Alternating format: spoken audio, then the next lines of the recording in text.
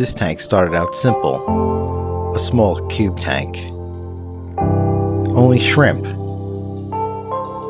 Quiet and peaceful. The kind of tank you didn't think about, that you just enjoyed.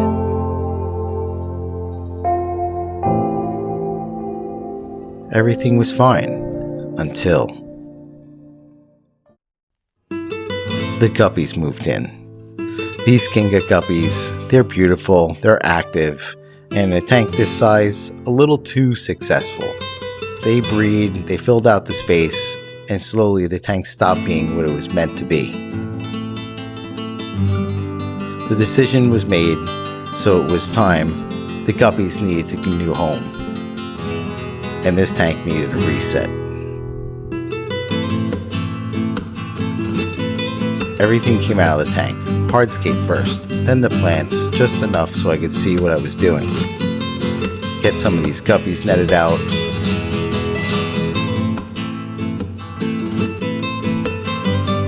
And while I was removing these plants, I pulled out this crypt pink flamingo. This will be a nice centerpiece in the sea of green.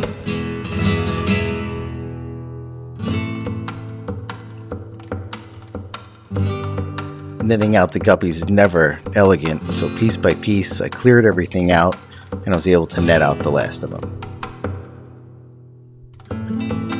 Now the shrimp were next. A little bit of food, a little bit of patience. Most of them cooperated, except one. He absolutely did not. So like I said, this is going to be a full reset. Train this tank down, get everything out of it. Clean the glass with a razor blade, a fresh start. I've been battling with snails in this tank for a while, even getting into the pump. I'll cover the long-term updates in a separate video, but this one is all about the rebuild. Give that bottom a clean wipe because it's the last time for a while. Set it in place. And we are ready to go. Now I gathered all my plants and put them in this tub here. And what I'm going to do is I'm going to soak them with this club soda. The plants have some algae on them and the snail eggs. This will kill all that off. Really, I'm going for the snails here. So just a couple of hours submerged, loosely covered is all it's going to need. This is called reverse respiration. Super easy and simple. And that's all you got to do. So this was the oops moment. After cleaning the tank and went back on the stand, I forgot to hit record. Somehow between empty glass and a fully placed hardscape, it just didn't happen. So here we're skipping ahead. Consider this proof that I'm still learning too. I had to make a few small adjustments. See how I like the angles and spacing, the balance, this main feature along the middle of the tank. But I'm going to use these cotton pads to fill the gaps in on the bottom where I want to put this aqua soil. Everything else will build out from here.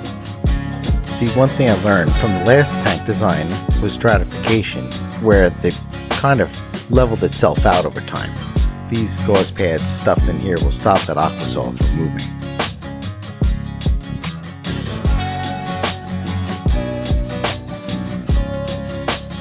And I'm going to take this contra soil here and I'm going to fill in that area in the middle and make sure that it's kind of staying in place where I want it to be. Now anything I spilled in the front there, I'm just going to vacuum that out.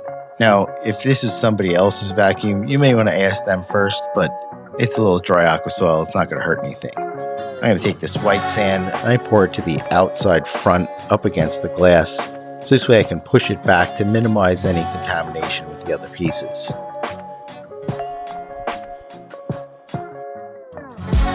Fill all this in on that side. It's probably going to need a little bit more, but over here, thin to win in the front, we want to make that as thin as possible and slope that upwards and make it look buried. So a little extra over here, and as you cover up the base of the rock, it'll look very natural. I'm going to cover this in this Peace River gravel just for a look, because I think it complements the colors, and I filled the back of the tank with that too. A couple of loose stones, some small pieces that I broke off, just to kind of make it more natural, like a crumbling stone or mountain would be around the base of it. Not such that pure white sand, but more realistic to nature.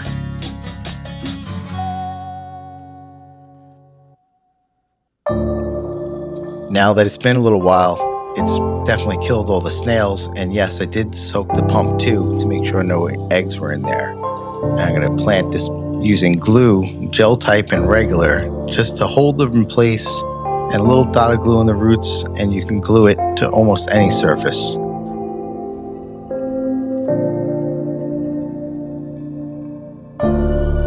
Anubias, Java fern, Bucephalandra all can live in the water column, and they don't need to be put into any of the substrate. They're water column feeders. Their roots can go into the substrate, but never bury the rhizome.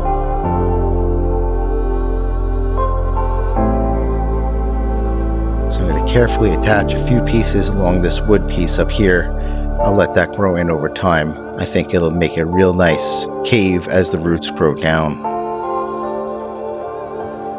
I do need to learn to not stand in front of the camera so much. Like I said, I'm learning along with you too.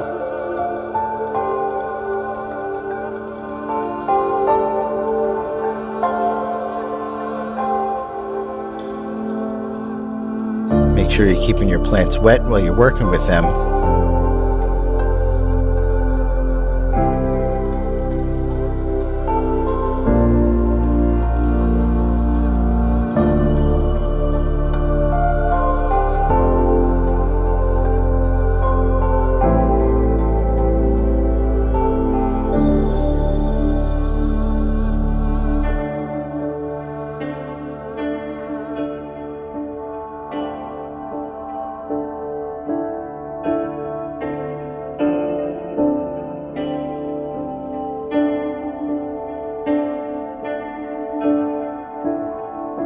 So as things fill in and as they grow in, we'll let time finish the design. With everything in place, the tank was filled again, and this is the moment that always clicks, the moment when it becomes real. Arda has returned to the tank along with her orange mystery snail. The space feels calmer now, more intentional, closer to what I wanted from this tank. While it was very beautiful initially, and the first design I learned a lot from, I really like this now.